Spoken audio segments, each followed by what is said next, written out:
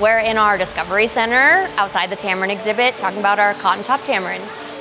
We had 2 twins born overnight to first-time parents, Eddie and Kida. Luckily, we're able to get into the SSP program for them, so the species survival plan, and they gave us this breeding pair. So one came from Kansas, one came from New Jersey, and they were lucky enough to be placed with us, and that is how we now have 4. Once we got the SSP plan for them, they came in about April of 2023, so we've had them almost a year. We were really hopeful that they would be parents, as they were recommended, and they were supposed to be a really great pair, which turned out to be good. But we had written a birthing plan in contacts with other people that have cotton top tamarins at their facilities, with vet staff, and then other just really knowledgeable people about these primates. We got that approved, and so we just kind of built our own knowledge about these tamarin species, as we've had other tamarin species, but not this specific kind.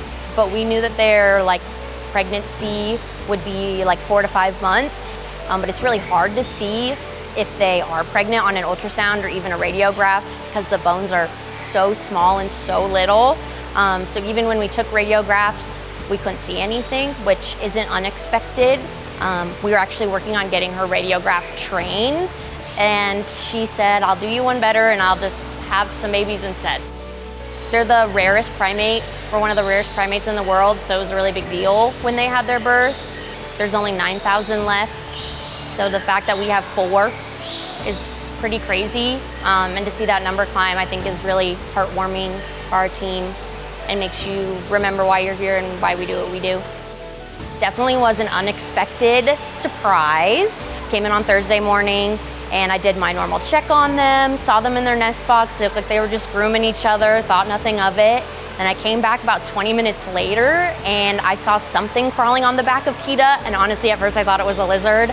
Don't know why, but it was like the size of a lizard, and so I saw the baby crawling up her back, and honestly I was just like, oh my gosh, I can't believe that's a baby.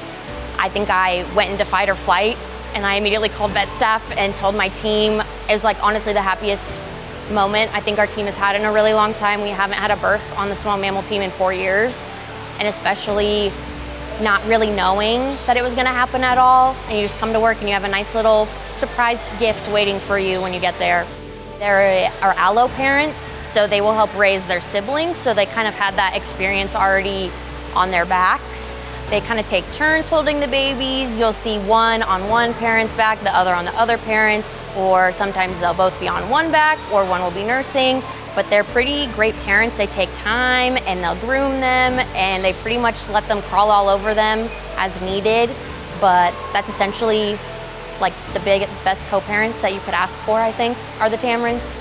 Really common for them to have twins. They can have triplets. They can live in groups up to 13 individuals, so who knows how many we might end up keeping here at Blank Park Zoo. They're eating a lot more, I'll tell you that. They eat a lot more than they did before. Eddie, the male, will get a little puffed up and kind of stare at you, specifically when Kida's nursing, because he's in that dominant dad role. He's ready to protect him and his babies, so it's really cool to see them step into those paternal roles, because we've known him to be cool and carefree, and he just kind of follows everybody around when we're in there, but seeing him change his demeanor, really step up and be a parent is so cool. Typically for a lot of animals at the zoo, we do neonatal exams, so those can happen right away after a couple days, but for tamarins, because they're constantly attached to their mom, once they are weaned at about 5 weeks, that's when we'll know their genders and get to do a full exam on them. Otherwise, up until those 5 weeks, mom's just really trusted to do her job. But it's kind of fun, waiting to know what they're gonna be and watch them grow up. They've already feel like they've gotten so much bigger. They're still really tiny, but they still look a lot bigger, so. And they're starting to get more hair, and their eyes are starting to open.